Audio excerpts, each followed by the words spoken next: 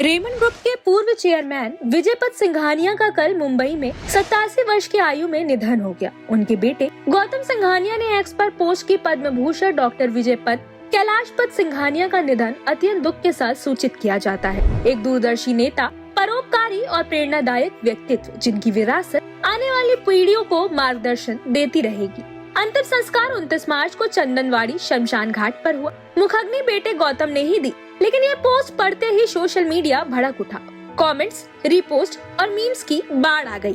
पिता को घर से निकालने वाले बेटे की श्रद्धांजलि, अब रेस्ट इन पीस लिख रहे हो। जब जिंदा थे तो रेंटेड फ्लैट में छोड़ दिया। बाप ने सब कुछ दे दिया, बेटे ने सब कुछ छीन लिया। ट्रोलिंग इतनी तेज हुई कि गौतम सिंघानिया को कमेंट सेक्शन बंद करना पड़ा। भारतीय उद्योग जगत में जब भी पुराने दौर के प्रतिष्ठित नामों की बात होती है तो विजयपत सिंघानिया का नाम सम्मान के साथ लिया जाता है। जेके ग्रुप के इस दिग्गज उद्योगपति ने न सिर्फ बिजनेस में ऊंचाइयां हासिल की, बल्कि अपनी लग्जरी लाइफस्टाइल और एविएशन को शौक के लिए भी जाने गए। लेकिन जीवन के आखिरी पड़ाव में उनकी कहानी एक ऐसे मोड़ पर पहुंची जिसने पूरे देश को चौंका दिया, खास तौर पर उनके और उनके बेटे के बीच विवाद ने। विजयपत सिंघानिया जेके ऑर्गेनाइजेशन के चेयरमैन एमिरिटस थे। उन्होंने टेक्सटाइल और अन्य उद्योगों में कंपनी को नई ऊंचाइयों तक पहुंचाया। वे एक ऐसे बिजनेसमैन थे जो अपने समय से आगे सोचते थे। उन्होंने माइक्रोलाइट एयरक्राफ्ट उड़ाकर रिकॉर्ड बनाए। उन्हें पद्म भूषण से सम्मानित किया गया।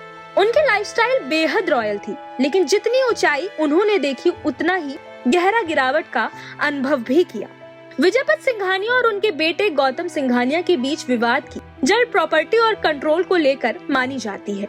विजयपत सिंघानिया ने अपनी अधिकांश संपत्ति अपने बेटे को ट्रांसफर कर दी। उन्हें उम्मीद थी कि बदले में उन्हें सम्मान और सुरक्षा मिलेगी, लेकिन बाद में उन्होंने सार्वजनिक रूप से आरोप लगाया कि उन्हें घर से निकाल दिया गया। उन्होंने इंटरव्यू में कहा था कि वे किराए के घर में रह रहे हैं, जबकि कभी उनके पास अरबों की संपत्ति थी। यह बात लोगों को बेहद चौंकाने वाली लगी। एक अरबपति पिता जो अपने ही बेटे के कारण आर्थिक और सामाजिक रूप से कमजोर हो गया। जब यह विवाद सामने आया तो सोशल मीडिया पर जबरदस्त प्रतिक्रिया देखने को मिली। लोगों की राय दो हिस्सों में बटी हुई थी। कई लोगों ने कहा कि यह हर पिता के लिए सबक है कि पूरी संपत्ति बच्चों के नाम ना करे। इतने बड़े उद्योगपति के साथ ऐसा हो सकता है तो आम आदमी क्या करेगा। कुछ ने कहा कि यह सिर्फ परिवार का नहीं, समाज का भी नैतिक पतन है।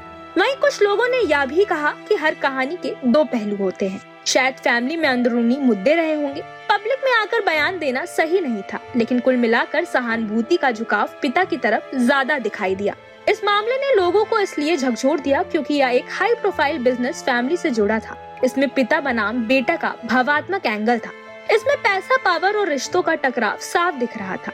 भारत जैसे देश में जहां पारिवारिक मूल्य बहुत मायने रखते हैं, इस तरह का मामला लोगों को अंदर तक प्रभावित करता है। विजयपत सिंघानिया के निधन के बाद सोशल मीडिया पर एक बार फिर यह मुद्दा ट्रेंड करने लगा। लोग सिर्फ उनके बिजनेस या उपलब्धियों की बात नहीं कर रहे थे, बल्कि उनकी जिंदगी के आखिरी वर्षों पर चर्चा ज्यादा हो रही थी। लोगों ने कहा कि इतना बड़ा आदमी, लेकिन अंत में अकेला। ऐसा सब कुछ नहीं होता।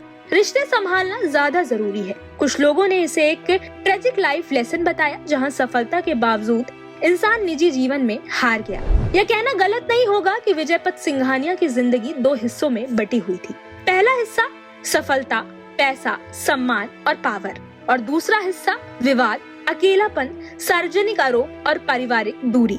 फिलहाल इस विवाद का पूरा सच शायद कभी सामने न आए। दोनों पक्षों की अपनी अपनी कहानी है और सच्चाई कहीं बीच में छुपी हो सकती है। लेकिन एक बात तय है, विजयपत सिंघानिया की जिंदगी अब सिर्फ एक बिजनेस केस स्टडी नहीं रही, बल्कि एक मानवीय कहानी बन गई है, जिसमें भावनाएं, गलतियां और पछतावा सब कुछ शामिल है।